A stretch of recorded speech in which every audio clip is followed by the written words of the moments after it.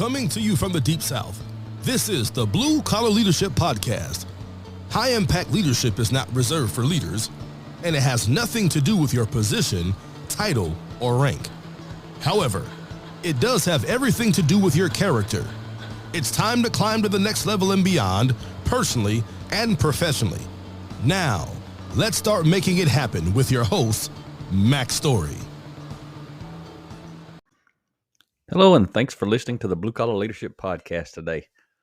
Today, we're going to talk about part 17 of 30 in this 30-part series on my book, Who's Buying You? Until You Sell Yourself, You Won't Sell Much. Chapter 17 is titled Integrity Sales. Integrity Sales. If you want to sell yourself, you got to have a lot of integrity. Unless you want to manipulate people. Then you don't have to have any integrity. But if you want to motivate people, meaning there's mutual benefit, you're going to win, they're going to win, you got to have a high degree of integrity. So the subtitle of this chapter is Make and Keep Commitments. It's easy to make commitments. A lot of people do that, but only people with integrity keep commitments. So as we talk about this content in this chapter, again, this content's focused on how to help people who are professional salespeople make more sales if they want to sell with character, if they want to have a high degree of integrity. Some sales folks, they don't care about that. Some people who are not sales folks don't care about that. But the lessons in here apply to everyone, like I always mention in these episodes. What I don't want to do is turn people off because I'm talking about a sales book. Everybody is selling themselves, and that's the key.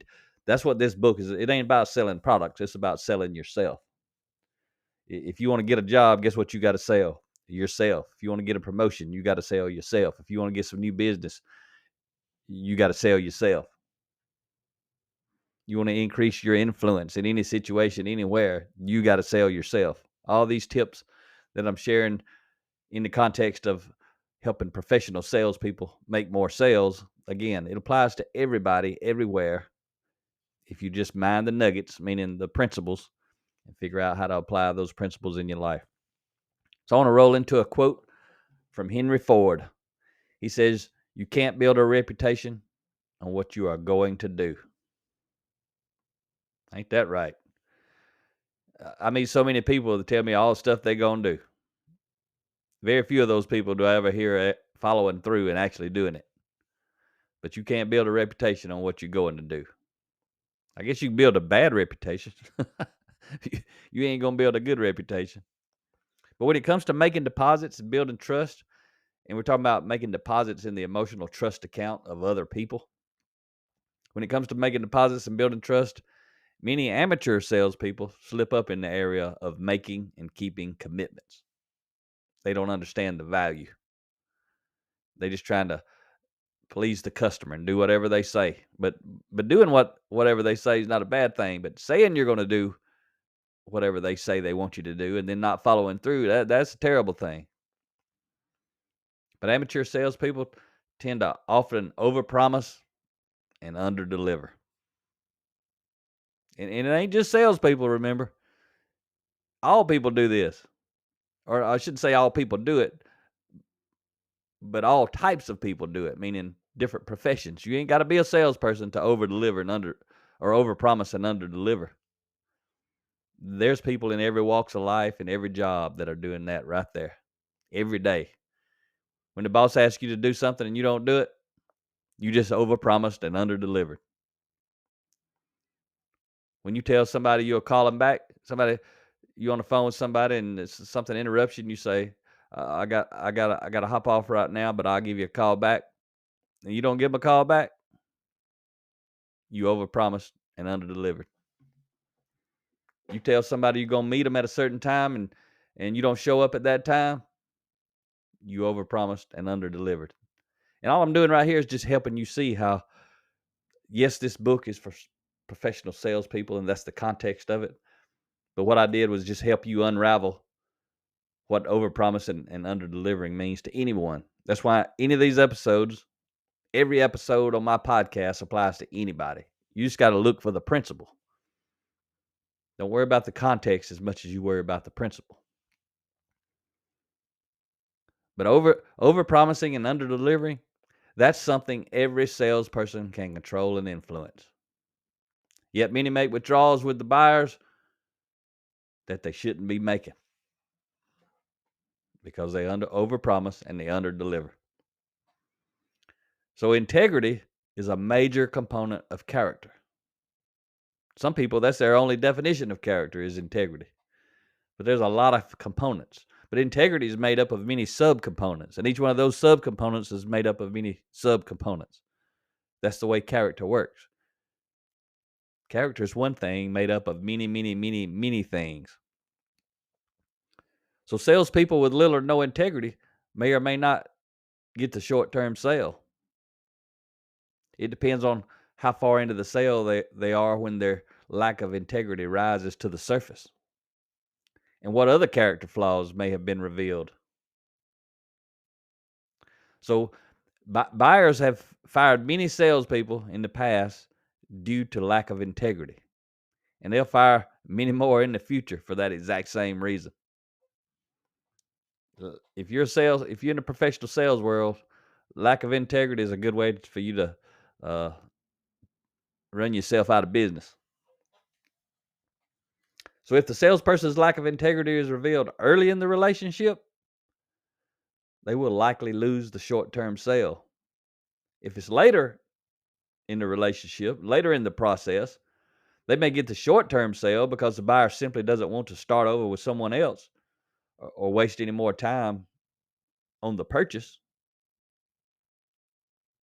They may go ahead and follow through. So they may get the short-term sale even if a lack of integrity shows up. They may think they fooled the person.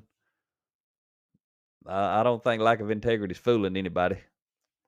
But a narcissistic type person would think they have everybody fooled.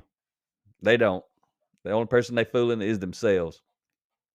However, the odds of the buyer buying again from you, if you're a professional salesperson like that, the odds of the buyer being a repeat customer, referring business, or providing positive word of mouth after you've demonstrated a lack of integrity is extremely low. They may speak highly of the product if they like it, but they won't speak highly of you if they don't like it. Meaning don't like who you are, don't like you demonstrating a lack of integrity. People don't mind speaking highly of a product they like, but they're not going to speak highly of a salesperson they don't like. It ain't going to happen. So integrity, simply put, is doing what you said you would do, how you said you would do it, when you said you would do it, because you said you would do it. That's my definition of a high degree of integrity right there. I'll say it one more time. Doing what you said you would do, how you said you would do it, when you said you would do it, because you said you would do it. People with a high degree of integrity, when they say something, they mean it.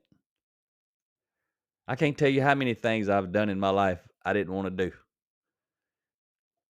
And why did I do a bunch of those things? Because I didn't pause long enough to think about it before I committed to doing it. So when I commit to doing something, I got to do my best to follow through, even if I don't want to do it, because my integrity matters. Do I get it wrong, and have I got it wrong?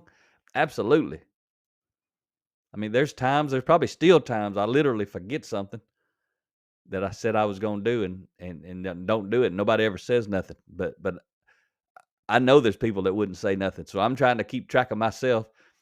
But if someone asks me to do something, and the habit I've tried to make is, if I ain't 100% sure, I don't say yes. I say, let me think about it, and I get back with you. But then I got to get back with them. I can't say, let me think about it, and then just don't follow up. That's a lack of integrity too. Samuel L. Parker had this to say about integrity.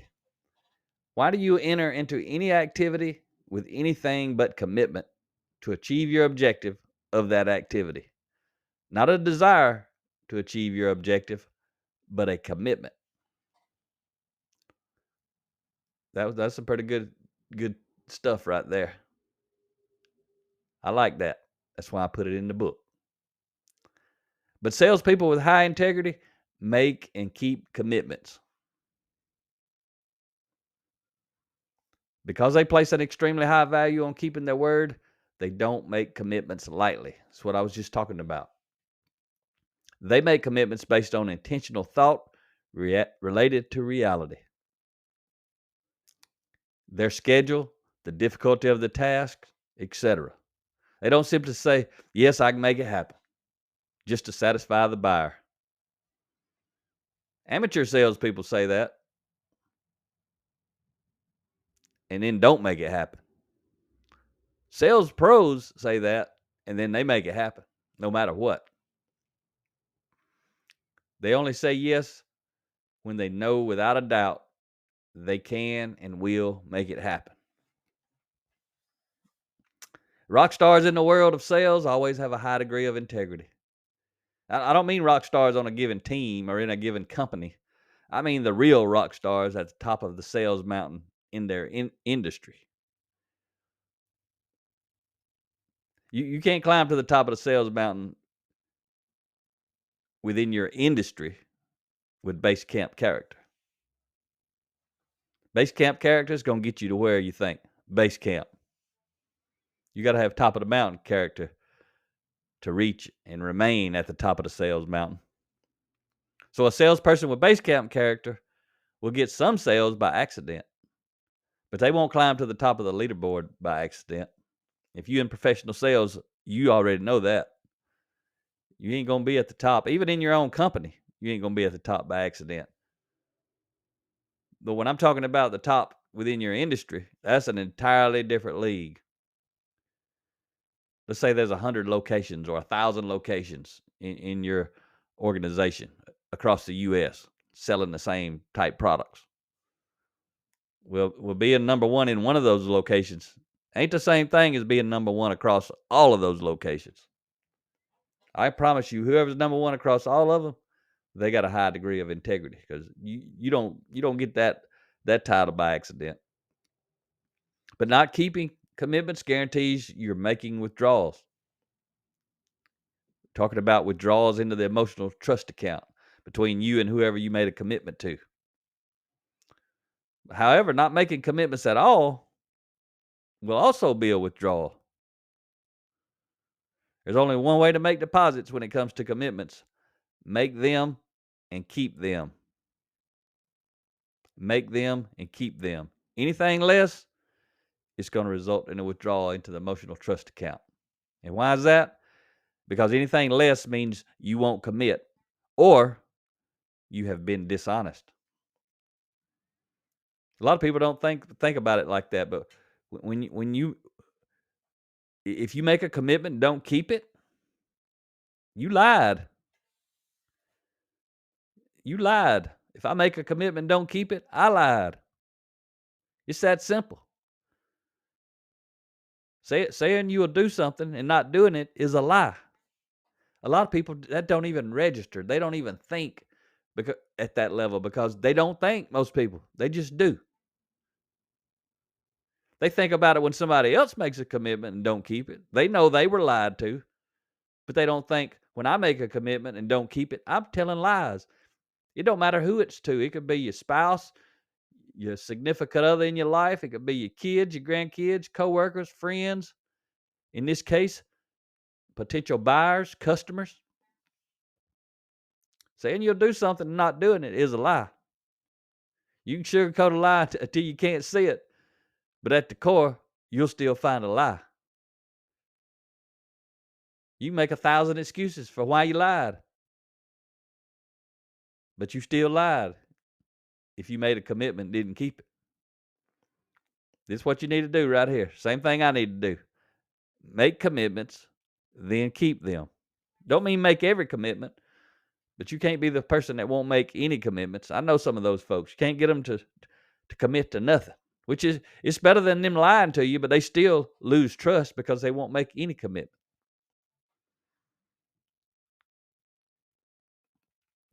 So, as an example, when a salesperson schedules an appointment with me at 10 o'clock in the morning, I expect to be meeting with them at 10 o'clock in the morning, not sometime after 10 o'clock in the morning. Because if they schedule an appointment with me, guess what time I'm going to be there? It won't be after 10 o'clock in the morning. It'll be at 10 or sometime before 10, but it won't be after 10. I've had a lot of appointments with all types of salespeople in all types of businesses in my life. I'm sure you have too. And for me, it's been more common for them to be late, which again is a lie, than for them to be on time, which is the truth. If they're on time, they told me the truth. If they're late, they told me a lie. It's easy to look out the window and see how other people do you, but you got to look in the mirror and see how do you do other people relative to making and keeping commitments. If it's a first appointment when somebody makes an appointment with me and they're late, whether in person or by phone, I fire them immediately or soon after. They've already told me all I need to know about their character. If somebody makes an appointment and they a no-show, I'm gone. If they make an appointment and they let me know they're going to be late, we can reschedule another appointment. They're still going to lose some trust, but we can reschedule another appointment. If they don't make that one, it don't matter if they call or not. I ain't got time to be changing my calendar day after day after day, waiting on somebody to finally have their calendar aligned with mine after they done told me it would 2 times and then it didn't. You see, my time is my most valuable asset. The seller may not value my time, but I do. I only want to invest my time with sellers who value my time like I do, because that means they have integrity. It also means they value me as a person. Have I bought from sellers who didn't value my time? Absolutely. There have been sellers who got an accidental sale because I didn't want to spend time finding another seller. I simply wanted to buy and move on. I mean, literally move on. Like never come back again. Just give me my stuff and let me go. Or they got to sell because they had a product that was hard to find, well priced, or close to my house. There's people get sales like that from me, even if I don't like the person and I don't trust the person.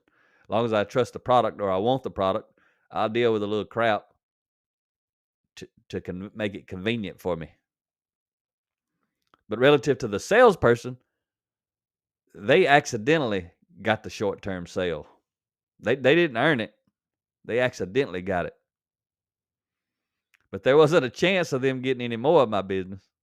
There wasn't a chance of them getting a referral from me. And there wasn't a chance of them getting positive word of mouth from me. Now, they wouldn't get negative word of mouth from me, but I'm guarantee you there's a lot of people that deal with them that would give them negative word of mouth. They'd leave negative reviews on their website, or they'll spew some negative stuff about them on their social media account, or they'll talk bad about them everywhere they go. I just ain't going to do that. I'm just going to move on. But they never knew I wasn't happy or had an issue. They knew I didn't never come back, though. I was, if they cared, they probably never even noticed. But I was making deposits in that case to get good service while I was there.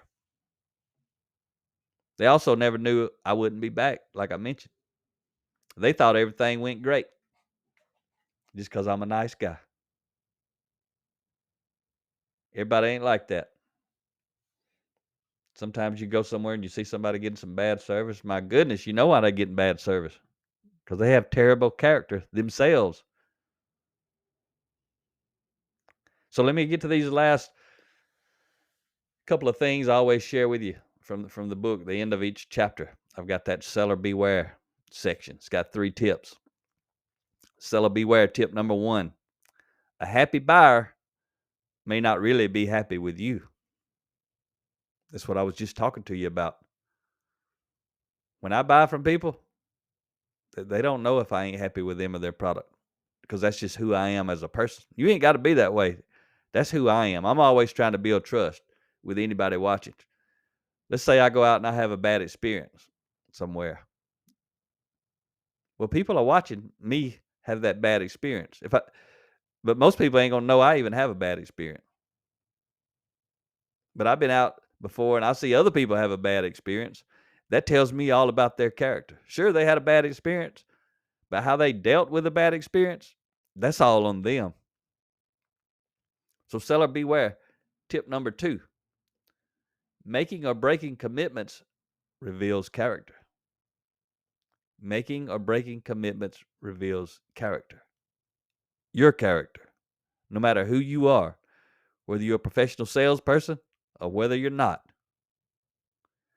Seller beware. Tip number 3. Missed commitments leads to missed sales. Whether you know it or not, it's happening. It could be that you missed the sale relative to that specific commitment. It could be that you get the sale relative to the commitment that you missed. But then these folks don't give you positive word of mouth advertisement. They may not give you negative, but they could have been opportunities after the sale where they could have given you a positive, but they didn't. But if they would have given you a positive, you might have got the sale. But there's some of those people going to give you negative word of mouth advertisement. So somebody maybe who is going to give you be a new client or a new customer, because someone gave negative word of mouth advertisement about you and your lack of ability to keep commitments and the impact it had on them, you definitely may lose that sale. There's all kind of ways missing commitments leads to missed sales. But it's all about influence. That's where we started this series. Talking about the foundation of selling. It's influence. Everything I'm talking about in every single chapter is about, if you get it right, it's how to increase your influence. If you get it wrong, it's how to decrease your influence. And these principles apply to anybody, anywhere, in any business, in any industry, in any job. Just that simple. Integrity sales.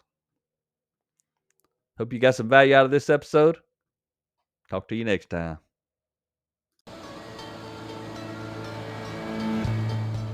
Make it happen or someone else will. It might as well be you. Are you serious about taking your career and your life to the next level and beyond? Check out Mac Story's Blue Collar Leadership series books and others, now available on audio, along with paperback and ebooks at Amazon, iTunes, and Audible. Please visit bluecollarleadership.com to learn about Mac's books, programs, special offers, certifications, and more. Thank you for listening to the Blue Collar Leadership Podcast.